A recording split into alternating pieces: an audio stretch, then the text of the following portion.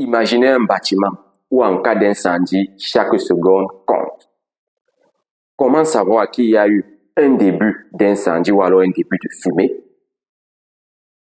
Qui donne l'ordre d'évacuer? Comment tout cela s'organise de façon automatique? Salut et bienvenue sur CITELEC, cette chaîne où nous vous éclairons sur des concepts électriques sans vous électrocuter. Dans cette capsule vidéo, nous vous parlerons des systèmes de sécurité incendie en abrégé SSI.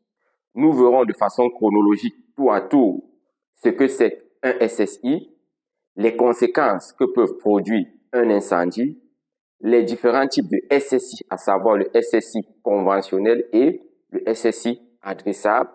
Nous verrons l'architecture générale d'un système de sécurité incendie en partant de la détection jusqu'à la mise en sécurité incendie. Et enfin, nous verrons les différentes catégories de SSI. Nous partirons de la catégorie la moins exigeante à la catégorie la plus exigeante. Restez scotchés jusqu'au bout car durant cette série de vidéos consacrées au système de sécurité incendie, vous devez être à même de faire une installation de sécurité incendie conforme et préventive. On se voit derrière l'écran pour la suite.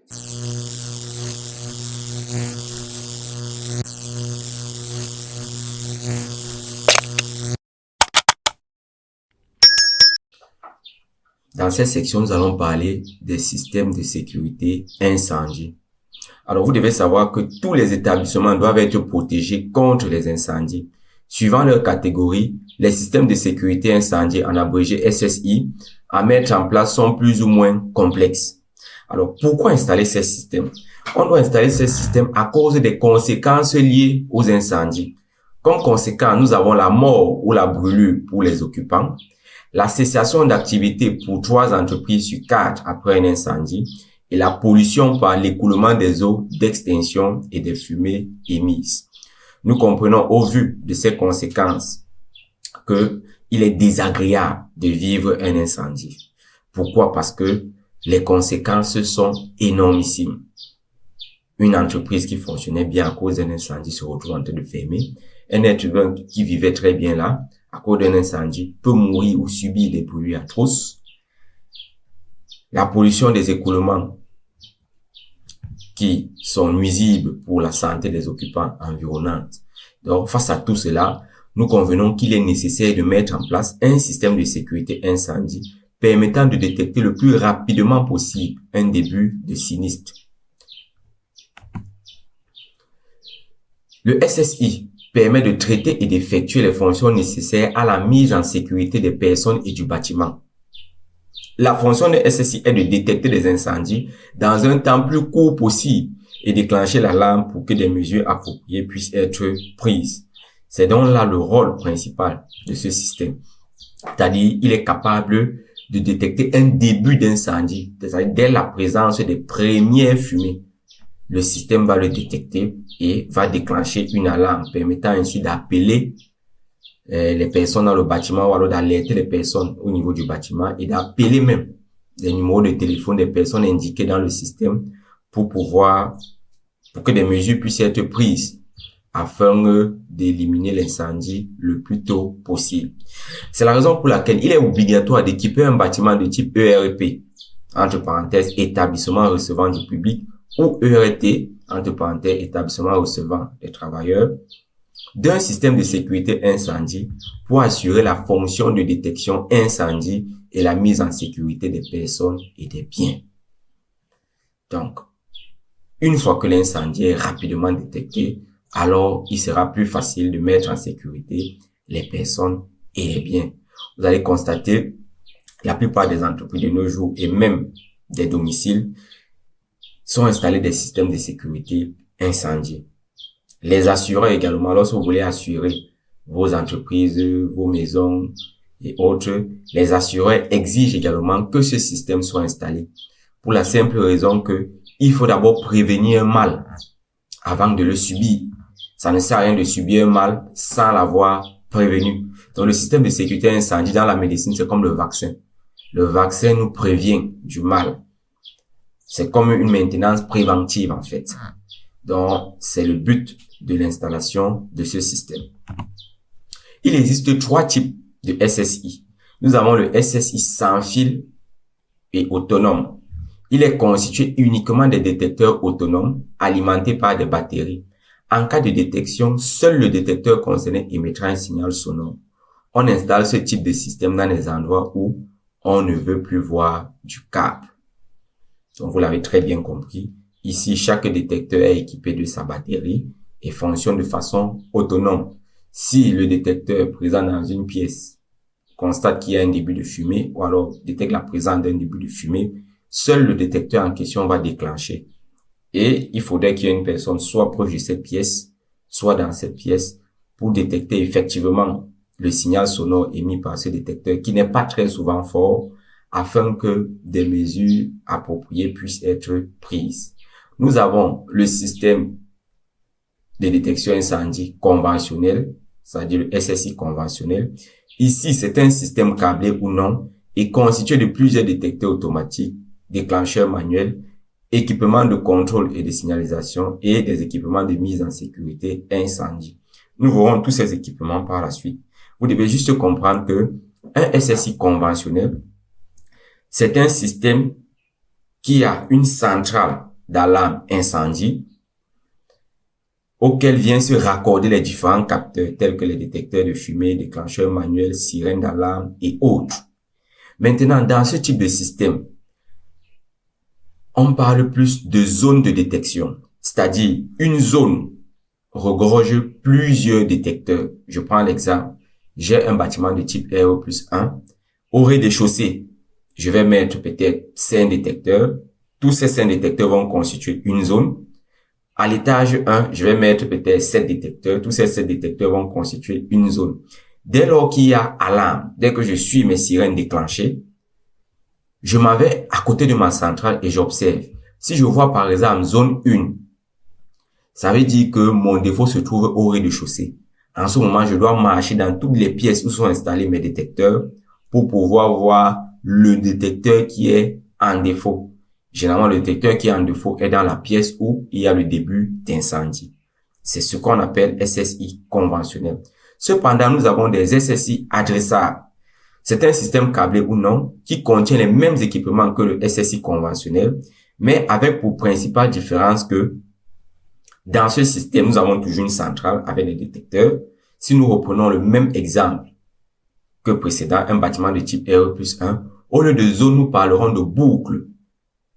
Et généralement, une boucle peut porter jusqu'à 200 capteurs. Donc, vous verrez que dans un bâtiment de type RE+1, j'aurai besoin d'un SSI. Si j'utilise un SSI adressable, je vais dire, tous ces capteurs seront reliés en une seule boucle et iront vers ma centrale. À la différence que ces différents capteurs seront adressés, on pourra leur donner un nom. Et là, en cas de défaut, nous aurons avec précision le détecteur qui est en défaut. Je peux par exemple adresser le détecteur peut-être du salon, détecteur salon. Et si jamais ce détecteur salon détecte la présence d'une fumée au salon, dès lors que les sirènes vont s'enclencher, je vais m'approcher de ma centrale et je vais voir détecteur salon. Là, je n'ai pas à fouiller toute une zone comme dans la centrale conventionnelle. Je vais directement au salon regarder ce qui se passe. Donc, vous convenez avec moi que le détecteur ou alors le système de détection adressable est plus précis, mais il est également plus coûteux. Comme composition d'un système de sécurité incendie, généralement, ils sont subdivisés en 2 grandes parties. Il y a le système de détection incendie qui est composé de détecteurs automatiques, de déclencheurs manuels et des équipements de contrôle et signalisation gérant les informations transmises par les détecteurs et déclencheurs manuels. On reviendra sur tous ces noms. Vous devez déjà commencer à vous habituer à toutes ces abréviations. SDI, DA, DM, ECS. Deuxièmement, nous avons le système de mise en sécurité incendie, représentant l'ensemble des équipements nécessaires au fonctionnement et à la mise en sécurité des personnes et du bâtiment en cas d'incendie. Donc, vous voyez très bien que dans sa composition, il y a 2 unités. La première unité détecte l'incendie et la deuxième unité prend des mesures pour limiter au maximum les conséquences de cet incendie. D'où SDI, système de détection incendie, et SMSI, système de mise en sécurité incendie. Alors, voici l'architecture de notre SSI. Nous avons ici, de prime abord, l'acquisition des données qui se fait au moyen soit des détecteurs automatiques qui peuvent être de fumée, de chaleur, de flamme, ou des déclencheurs manuels. Ici, voici ce qu'on appelle un déclencheur manuel.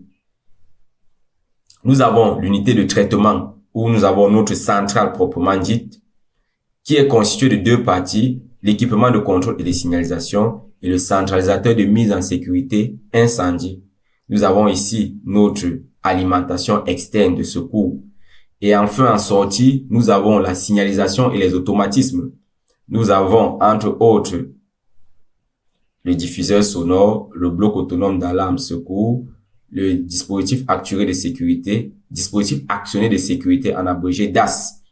On peut avoir des fermetures des portes et clapets coupe-feu, des compartimentages et un système de désenfumage. Alors, nous allons voir ça. Tous ces équipements, nous allons entrer de fond en comble dans cette section réservée au système de sécurité incendie.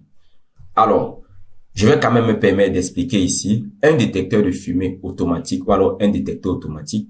C'est juste un équipement qui, je vais me répéter, détecte la présence de la fumée de façon automatique.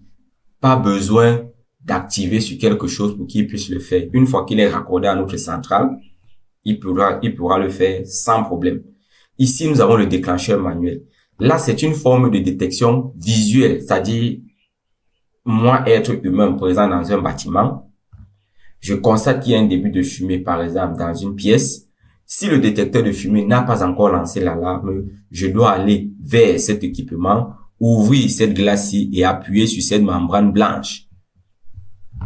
Un système d'alarme sera déclenché pour informer les personnes habitant le bâtiment de ce qu'il y a un début d'incendie et qu'elles doivent sortir pour se réunir au lieu indiqué. Et ce sans embouteillage et de façon contrôlée. Nous avons ici la centrale elle-même. Sur cette centrale est raccordé tous ces capteurs, que ce soit les capteurs d'acquisition de données et les capteurs de signalisation et automatisme. Ici, nous avons le diffuseur sonore. Bien évidemment, là, c'est une sirène. Dès lors que un incendie est détecté par l'acquisition des données, la centrale va lancer la sirène qui va se mettre à émettre des bruits sonores. Nous avons ici le bloc autonome d'alarme secours. Lui, ce bloc a la même fonction que la sirène, sauf que même en cas de coupure d'énergie, il a une batterie incorporée qui le permet de toujours émettre des bruits sonores. Ici, nous avons ce qu'on appelle des DAS. Généralement, elles sont câblées au niveau des portes pour faire l'opération de compartimentage. Ça veut dire, les portes sensibles sont équipées de ces DAS. Dès lors qu'il y a feu, ces portes vont se refermer pour bloquer la propagation du feu dans d'autres pièces.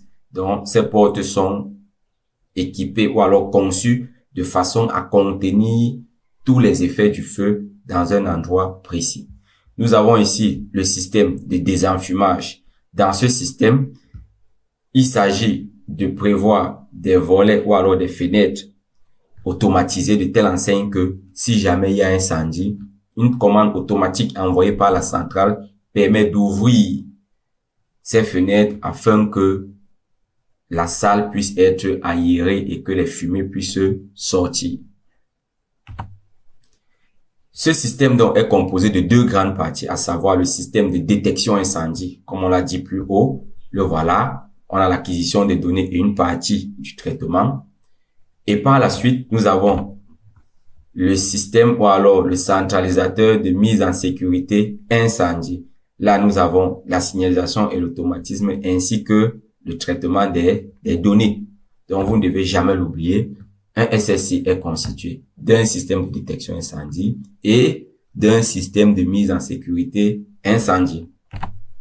Alors, nous continuons avec l'architecture. Comme nous l'avons dit précédemment, le premier élément ici, c'est la détection. Alors ici, il y a deux moyens de détecter.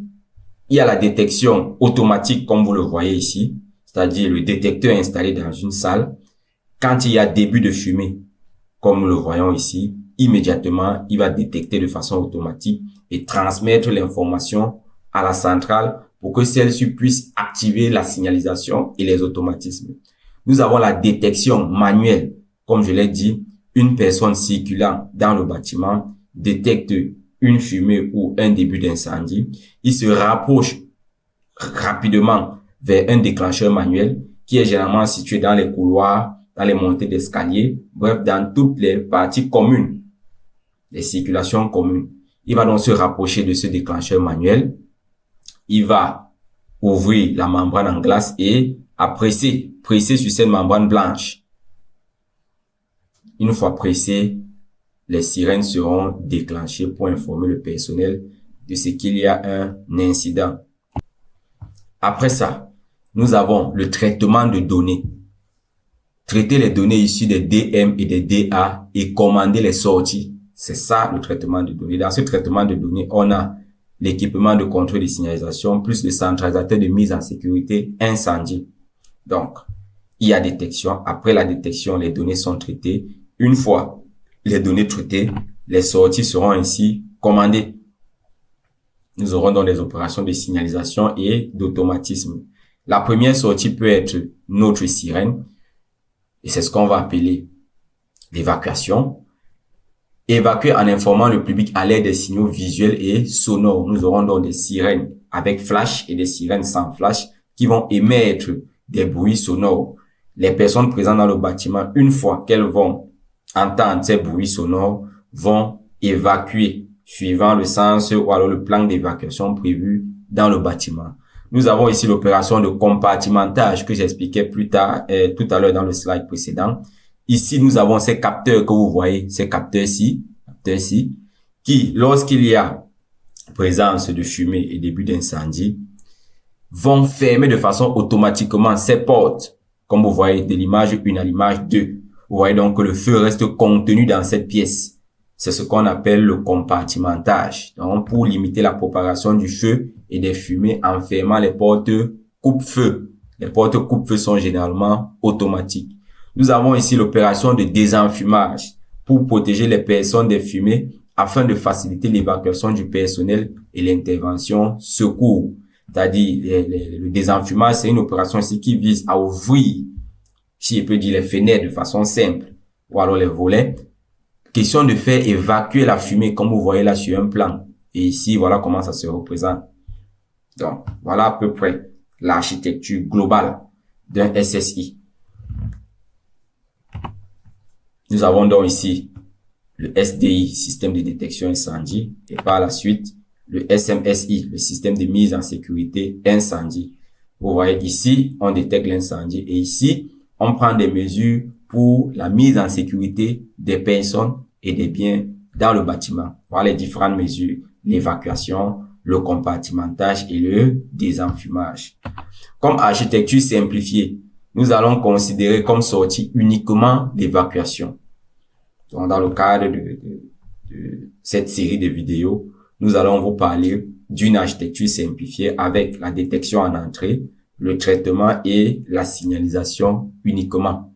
Donc, nous allons vous apprendre comment est-ce que tous ces équipements sont raccordés et bien évidemment comment est-ce qu'ils fonctionnent.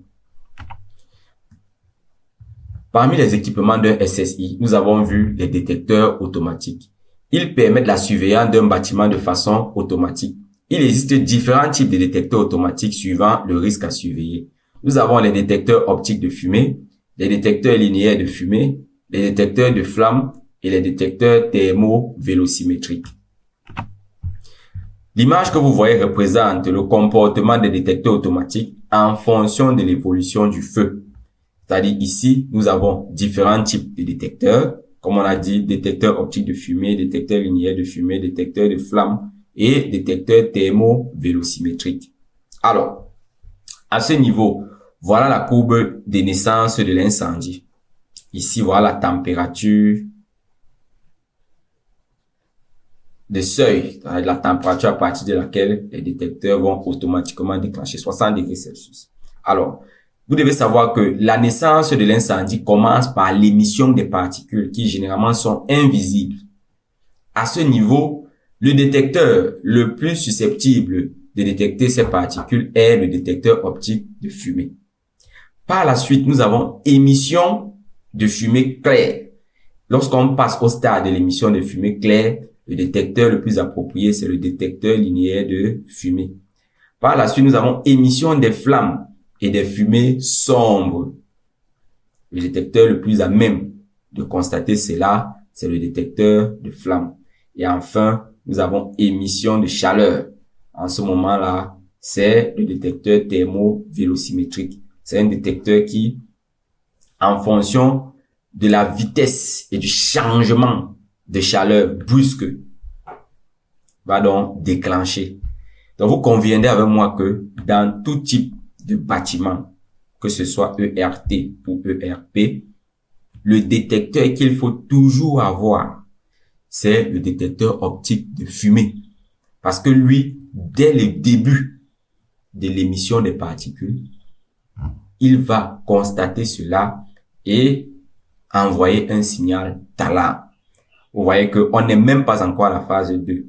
Dès lors que le signal d'alarme est reçu par les occupants, il sera donc plus facile de prendre des mesures appropriées pour limiter le maximum de dégâts possibles.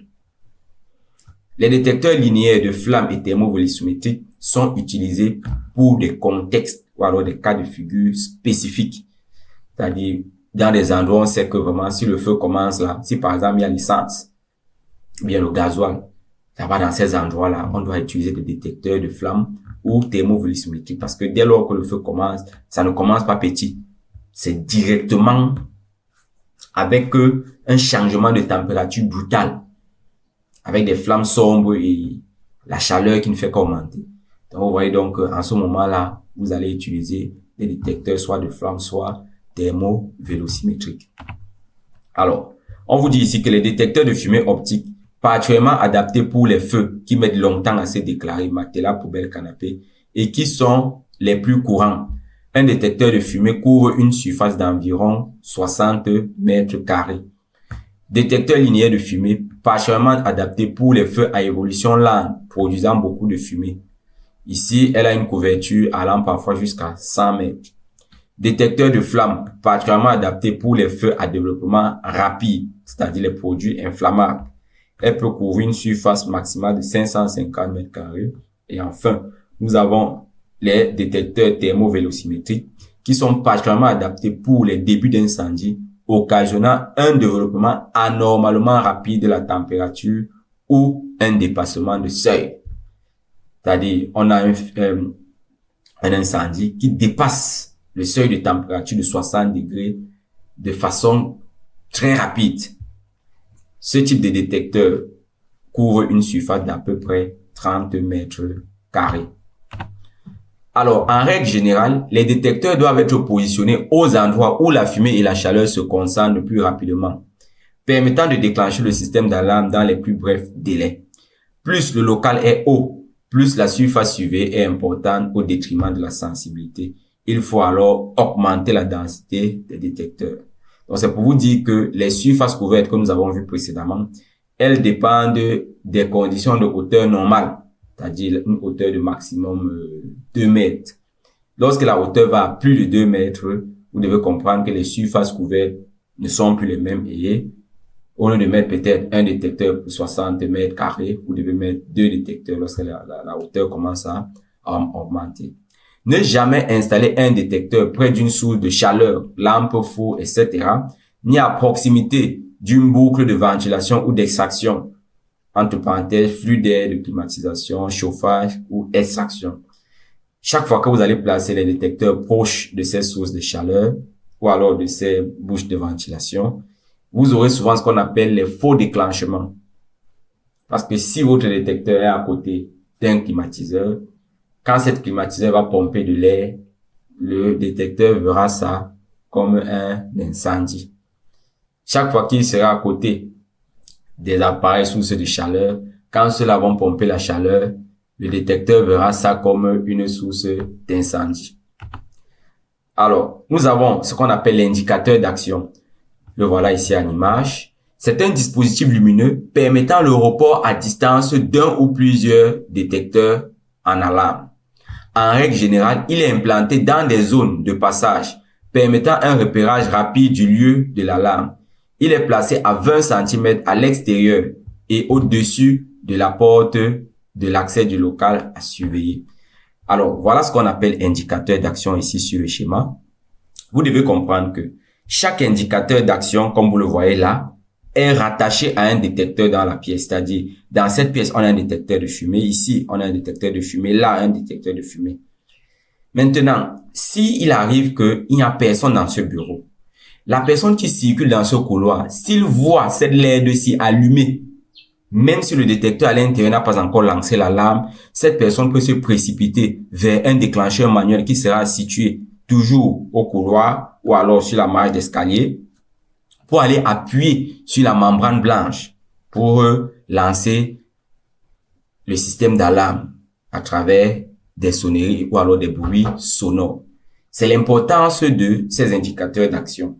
Donc là où il y a des grands couloirs et que de part et d'autre du couloir, il y a des bureaux, il est recommandé de rattacher à chaque détecteur présent à l'intérieur de la salle un indicateur d'action. Cela permet que la personne soit au bureau ou pas.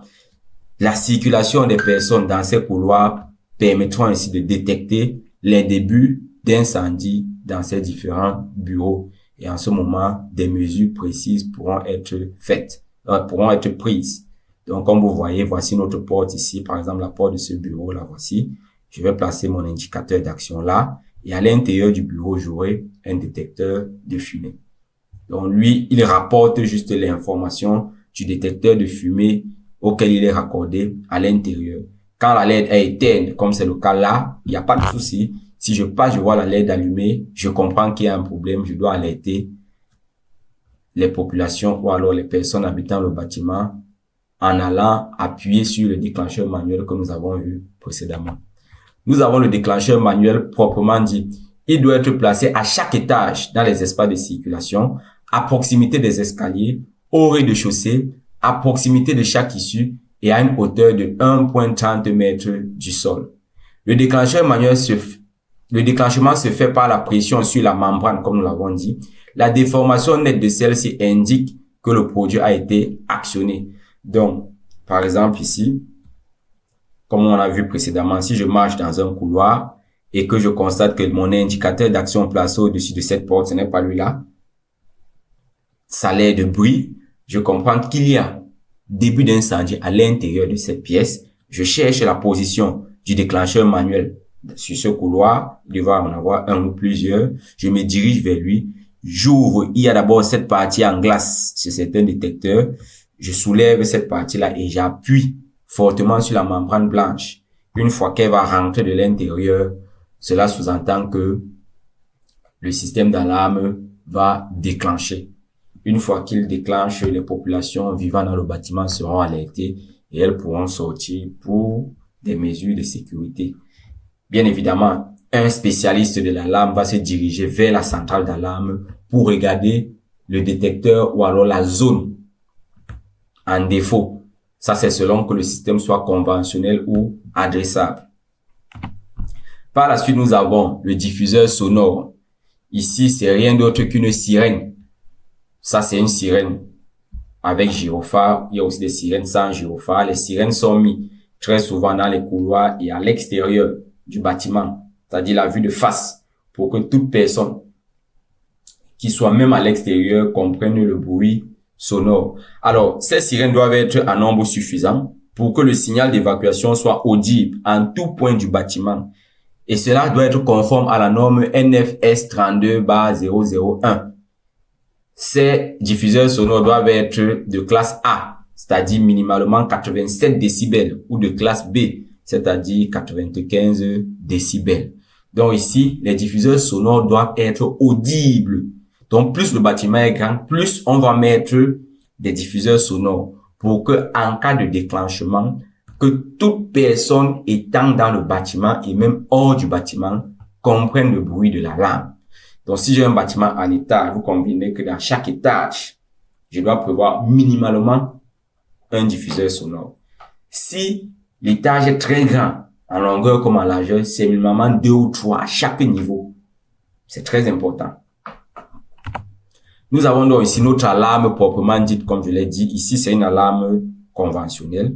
Là, vous voyez les différentes zones. Là, c'est une alarme à 8 zones. Comme je disais, si je viens là, je vois la LED s'y allumer. Ça veut dire que la zone 1 est en défaut.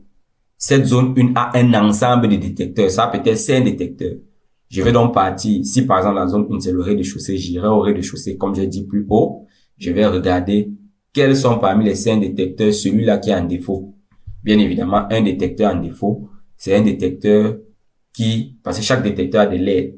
Quand la LED est permanemment rouge, ça veut dire que le détecteur en question est en défaut. Ou alors quand la LED est permanemment allumée, ça veut dire que le détecteur en question est allumé. Maintenant, quand la LED ou la LED flash uniquement, ça veut dire que le détecteur fonctionne normalement. Alors, voilà ce qu'on appelle une centrale incendie qui nous renvoie un certain nombre d'informations liées au fonctionnement de notre système d'alarme. Parce que dans cette centrale, tous les capteurs que nous avons vus, détecteurs automatiques, diffuseurs sonores, déclencheurs manuels et autres viennent se connecter sur cette centrale. Nous verrons plus tard de quoi est-ce qu'est conçue cette centrale et comment connecter les détecteurs à l'intérieur de celle-ci. Alors, c'est la centrale de traitement des informations issues des détecteurs automatiques et des déclencheurs manuels. Elle intègre une unité de traitement et de signalisation, une unité de gestion des alarmes UGA, un centralisateur de mise en sécurité incendie, une unité de signalisation.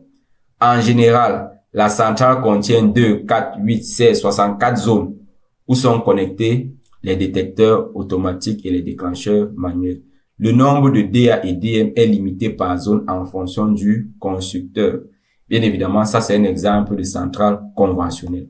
Comme on le disait, il y a sur le marché des centrales 2 zones, 4, 8, 16, 64 zones. Comme on a dit ici, c'est un système qui fonctionne normalement, sauf que la recherche du défaut se fait par zone. Qui dit zone dit ensemble de détecteurs. Par la suite, nous avons des batteries. Nous tenons à dire que ces batteries sont incorporées à l'intérieur de cette centrale. C'est comme des batteries secours qui vont nous permettre, même s'il n'y a pas le courant, ces batteries vont continuer de faire fonctionner, d'alimenter le système pendant un temps. Tout ceci va dépendre du nombre de détecteurs qui sont raccordés à la centrale. Nous avons généralement par centrale 2 batteries de 12 volts. Le nombre d'ampères est généralement spécifié par le fabricant des batteries. Alors, elle permet de maintenir le système en fonctionnement en cas de coupure d'énergie grâce à leur autonomie. Nous avons ici les câbles de connexion. Généralement, on utilise 2 types. On a différentes catégories. On a la catégorie C2, c'est-à-dire non propagateur de flamme. Si enflammé, il ne se propage pas. La flamme, il ne propage pas la flamme et s'éteint de lui-même. C'est ce jeune homme-ci. Nous avons la catégorie C1, non propagateur d'incendie. Si enflammé, il ne dégage pas de produits volatiles et inflammables. Nous avons également le type CR1, résistant au feu. Placé dans un foyer d'incendie, il continue d'assurer son service pendant un temps limité. Donc, il peut résister au feu de 900 degrés Celsius pendant 15 minutes. On va les 2 types de cas. On va entrer tout à l'heure en précision sur les détails. Celui-ci, c'est le SYT1 et de catégorie C2. Celui-ci, comme on le voit, c'est le CR1 de catégorie C1. Lui, très souvent, il est utilisé pour alimenter les sirènes. C'est-à-dire, et ici, pour alimenter les détecteurs et autres, c'est celui-ci. Mais celui-ci également peut faire les deux. La particularité de celui-ci, c'est que, comme on l'a dit, comme il est de type CR1, il doit être capable de résister au feu. C'est-à-dire, s'il y a un incendie, son câble ne doit pas fondre pendant au moins 15 minutes, même si ce câble est brûlé. Cela permet de continuer d'avertir les personnes dans le bâtiment de ce qu'il y a présent d'incendie à travers les bruits sonores liés aux sirènes. Donc, ici, on voit les câbles de connexion. Donc, pour un déclencheur manuel, on aura un câble de catégorie C2 et de référence SYT1. Une paire 9 dixièmes. Une paire, c'est 2 fils, comme on le voit ici. 2 fils, 2 fils. Il y a les 2 paires. Donc, ce câble rouge ici, c'est lui, le SYT1, une paire 9 dixièmes. Voilà la référence de ce câble. Pour les détecteurs automatiques, c'est le même câble. Pour les diffuseurs sonores, il faut un câble résistant au feu, c'est-à-dire de type CR1, comme on l'a vu, celui-ci. CR1 est de catégorie C1, c'est-à-dire non propagateur d'incendie. Parce que comme c'est lui qui est raccordé sur les sirènes, il est très important que, même si la bruit apparaît sur ce câble, que ce câble puisse résister. Et le fait qu'il résiste, notre sirène continue d'émettre des bruits sonores. C'est ça son job. Nous avons également l'indicateur d'action. Il va toujours utiliser le C2SYT1, une paire, 9 dixièmes. Et l'équipement de contrôle de signalisation, ce sera toujours le type C2. Alors, les câbles de détection automatique devront cheminer à 0,5 mètres des câbles courant fort. En cas de croisement, la distance minimale est de 0,2 mètres. Ici, on attire juste votre attention. Les câbles courant fort et les câbles incendie, généralement, on doit éviter de les coller parce qu'il peut y avoir des interférences électromagnétiques qui provoquent des faux déclenchements de l'alarme. Généralement, on va utiliser des chemins de câbles ou bien des passages différents. Maintenant, au cas où les passages sont les mêmes, il faudrait qu'il y ait une distance minimale de sécurité. Donc, dès que s'il y a possibilité de le faire, il faut pas hésiter. Il faut toujours séparer. Et si jamais il y a croisement, que la distance soit minimalement de 0,2 mètres. Alors, les catégories de SSI. On a les SSI de catégorie E, D, C, B, A et avec des types bien spécifiques. Comme vous voyez ici, ça c'est la courbe des niveaux de risque. Plus on avance, plus le risque est élevé. Donc, ici, dans le cadre de cet exposé, nous allons voir les systèmes d'alarme de catégorie A et de type 1. C'est le système le plus risqué, c'est-à-dire le système qui comporte tous les éléments que regorge un système d'alarme. Nous voyons ça dans le tableau suivant. Ici, nous voyons que, regardez d'abord ici, vous voyez que la catégorie A, il y a un seul type, c'est le type 1. La catégorie B a le type 2A, la catégorie C a 2 types 2B et 3. Donc, on va voir à quoi renvoient les types ici. Le type 1, l'appareil obligatoire, c'est le détecteur automatique. Dans le type 2A, on n'a pas besoin de détecteur automatique, ainsi de suite. Dans le type, les déclencheurs manuels, eux, ils apparaissent sur tous les types. Donc, peu importe le type et la catégorie que je vais choisir, j'aurai toujours le déclencheur manuel. Maintenant, l'équipement de contrôle de signalisation, il apparaît dans le type 1 et dans le type 2A. Et enfin, les diffuseurs sonores apparaissent dans les types 1, 2A et 2B. Donc, nous également, on va continuer tout au long de cette série de vidéos. Nous allons plus travailler avec le type 1. Le type 1 comporte tous ces équipements. C'est-à-dire tout le détecteur automatique, déclencheur manuel, équipement de contrôle de signalisation et bien évidemment, diffuseur sonore. Le type 2A, les détecteurs automatiques ne sont pas exigés. Le type 2B, on a les déclencheurs manuels et diffuseurs sonores. Les types 3 et 4, on a uniquement les déclencheurs manuels.